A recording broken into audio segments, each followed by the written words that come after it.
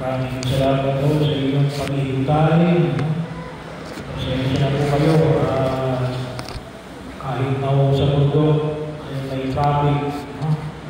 So, bahagi po kasi na ginagawa yung kalsada. Kaya binaway-dinig. Hindi ko lang alam kung lalagyan lang ng bato o sisementuhin. Pero pinapalawak ko yung kalsada. Dahil sa pinapalawak yung kalsada, ay yung tabi ay tinanggalan ng lupa. Kaya kapag may umakyat na dump truck, ay mag-iintay ka doon sa tabi hanggang makarating yung dump truck. Kasi wala kang katabihan. Kasi na ay inaayos. Hindi ka lang pwede tumabi sa malalim. Ang hinuhukay yung tabi. Hindi ko lang alam kung sisementuhan o sabi ng iba ay lalagyan lang ng graba. Pero malalim mo kasi. Kaya matagal bago makaakyat yung talong dito sa baba. So hindi na kailangan pamintayin yun kapag dump truck ang dadaan. Kaya salamat po sa inyong pag-ihintay. Bahagi ko na ipinaalala sa ating pong kamal, tulad na ako na pasimula ng aming pagdiriwang na ngayon ay linggo na banal na Biblia. Kung tawagin natin na nasusulat na salita ng Diyos. Kapag sinabi natin yung salita ng Diyos, para kasi sa pamantayan ng mga kapatid natin na hindi Katoliko, salita ng Diyos equals Biblia. Sa atin, kapag sinabi natin salita ng Diyos, tatlo. Ano ito? Biblia. Nasusulat na salita ng Diyos. The written word of God. May unwritten kasi. Pangalawa, kung sinabi namin yung salita ng Diyos sa pamantayan ng simbahang Katolika, ano rin yung sabihin ito? Yung the teaching authority of the Church. Kung tawagin namin ay magisterium, yung itinuturo ng simbahan. Pangatlo, ay yung tinatawag natin sacred tradition. Yung banal na tradisyon. Ano ang ibig sabihin ng banal na tradisyon? So, bahagi ko, halimbawa ng ating banal na tradisyon, yung yung tinatawag natin na sa ating pagdiriwang, pwede kasi written at unwritten. Bahagi mo nito. So, katulad na lang halimbawa na yung kahalagahan ng pagdiriwang natin ngayon, ang salita ng Diyos. Yung tradisyon ng mga Hudyo, mga Hudyo yun, ay kakibang doon ang ating tradisyon bilang mga Katoliko. Siya tawag na namin sa ating pananampalataya ay Judeo-Christian. Ay bahagi mo tayo na pagka-Hudyo.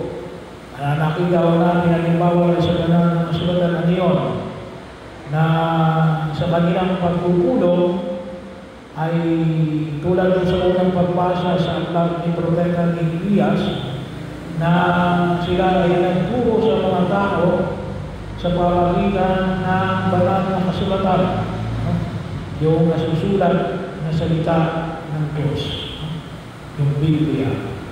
Ganun din yung ating Ebanghelyo ngayon, na si Jesus ay nagmuklat ng aklat nang siya ay umuwi sa kanyang bayan sa Nazareth nang pumasok siya sa sinagoga ng Nazareth at binuksan niya yung aklat mula sa aklat ni Propeta Isaias. So, bahagi yun. At bahagi nyo, tayo, kapag tayo nagpilibog ng salita ng inuman natin. Sabi na natin yung misa yun, yung unang parte ay liturhiya ng salita ng Diyos. Yung mula sa lumang tipan, sabi na natin, lumang tipan sa atin, pero sa mga Hudyo, that is their Bible, the whole Old Testament. At bahagi ng bagong tipan, katulad ng ikalawang pagbasa natin at ng Ebanghelyo natin ngayon sa araw na ito. So kapag sinabi natin sacred tradition, bahagi na makikita natin na ito ay naging bahagi ng kasaysayan, kalinangan na mga mananampalataya mula pa sa mga Hudyo hanggang sa ating mga panahon ng pagiging Kristiyano. Pero yun ang sinasabi natin, no? Kasi kapag nais ko lang bigyan ng ikaw, sinabi ng salita ng Diyos, malawaw yun. Pero kapag sinabi natin Biblia, ibig sabihin nito, the written Word of God. No? Yun ang Biblia. Yung nasusulat na salita ng Diyos. So, ibahagi ng pagninilay natin ngayon, na naman mo bigyan natin na higit ng pagpapahalaga, no? Sa pagkakataon na ito, na tulad na po ng ipinamanilino natin, no? Kung sa Ebanghelyo natin, ay kinikwento ni San Lucas kay Teofilo, no? Kung bakit niya sinulat.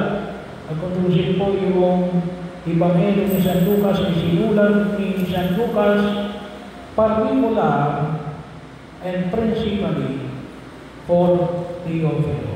No? Para magkaroon siya ng alin na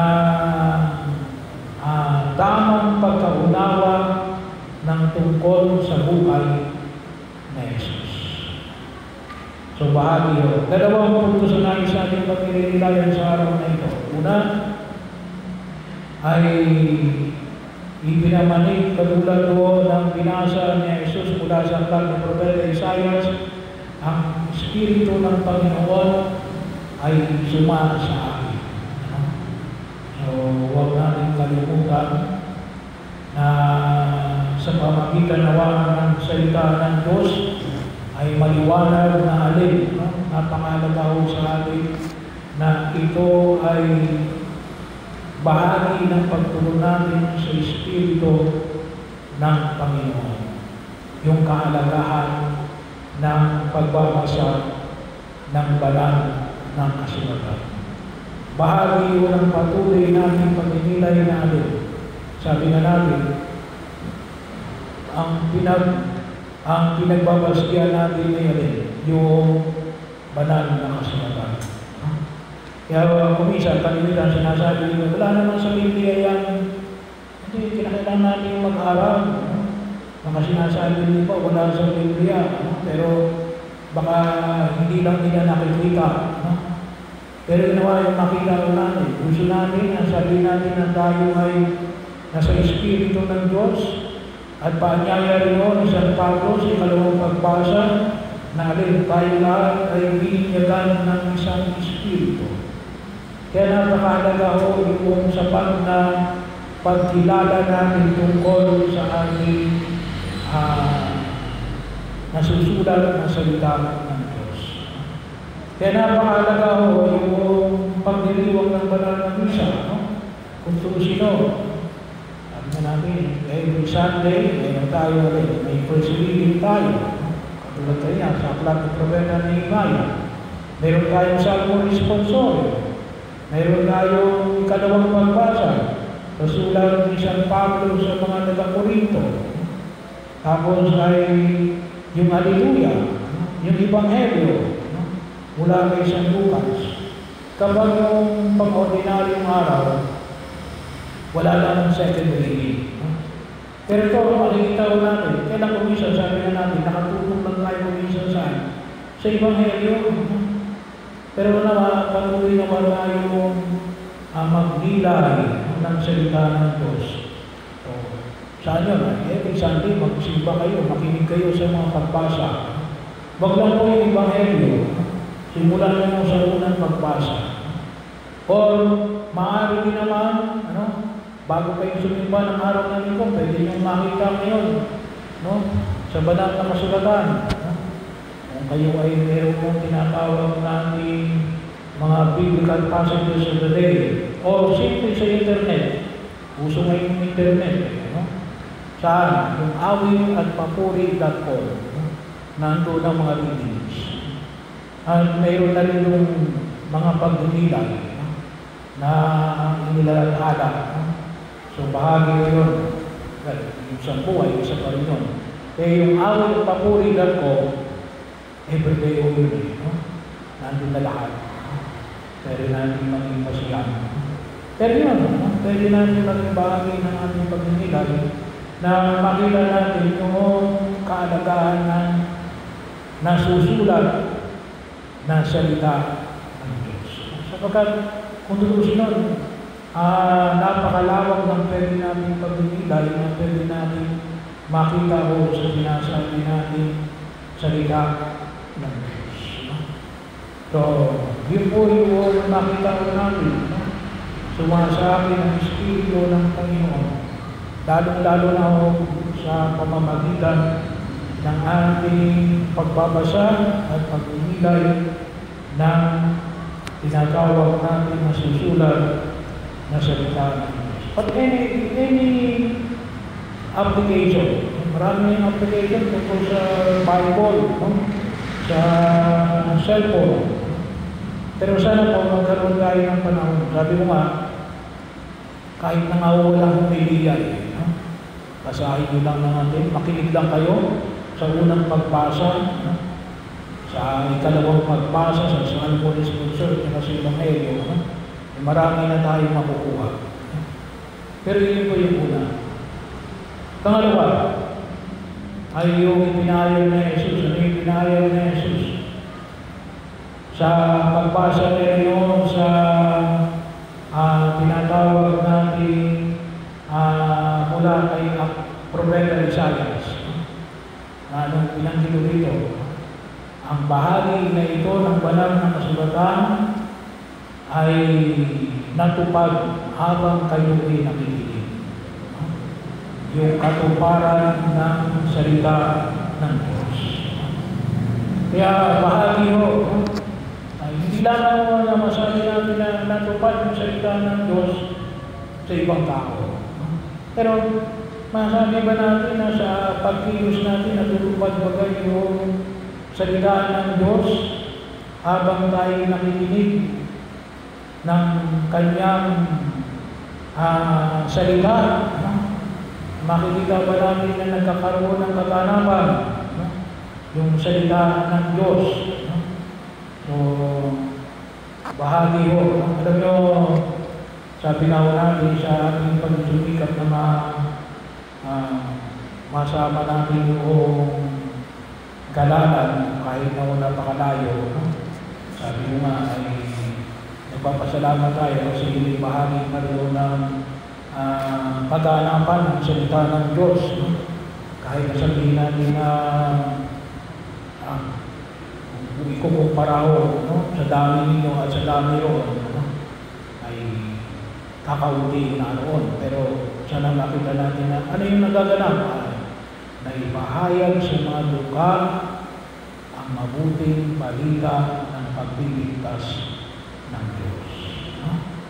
Isa ko yun, makita ko natin na kaganapan. Marami yung pwedeng maganap, pero saan ko lang yun, yung ating apostolate. Kasi kinukonsider ko muna yung kalalan na isang apostolate natin tungkol sa mga kapatid natin na medyo malayo na kondisyon ay para makapunta rin sa ibaba, no? Magkano ata yung tricycle? 120, no? Yung tricycle, one way, no? At hindi mo naman pwedeng pulungin yung isang tricycle, no? So, bahagi mo yun, no? Kaya, sana, maging bahagi yun ng ating panalangin, yung ating pagkilos doon sa dalalan, no?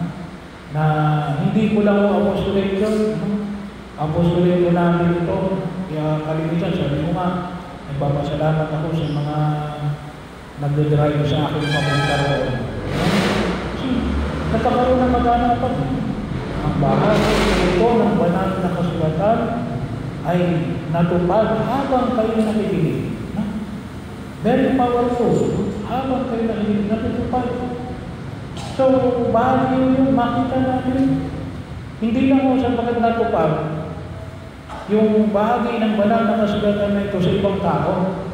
Ngunit, sana maging bahagi ng ating pag-inilay natin, kasama ako dyan. Kasama ako dyan. Natutupad yung salita ng Diyos, bahagi ng ating buhay. No? Pagkakataon na kung saan yung makita natin. At isa ko yung halimbawa, no?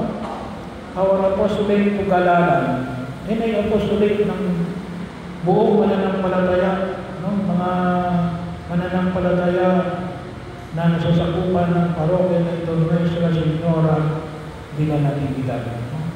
Na every time na mga napupuntahan natin, no, kahit nasa hirap ng patayuan, hindi lang ako. No? Yun ay pag-ilos natin bilang isang parokya na nagkataon lamang na ako ang inyong kura. No? Pero lahat niyan ay higit na pag-ilos ng konstitusyon, pag-ilos natin bilang isang parokya. So, sample lang po yun. Pero yun ang bahagi ng ating pag-inilay. Una, ang Espiritu ng Panginoon ay sumasa akin. Pangalawa, na ang bahagi na ito ng banal na kasulatan ay natutupad habang kayo ay nakikinig.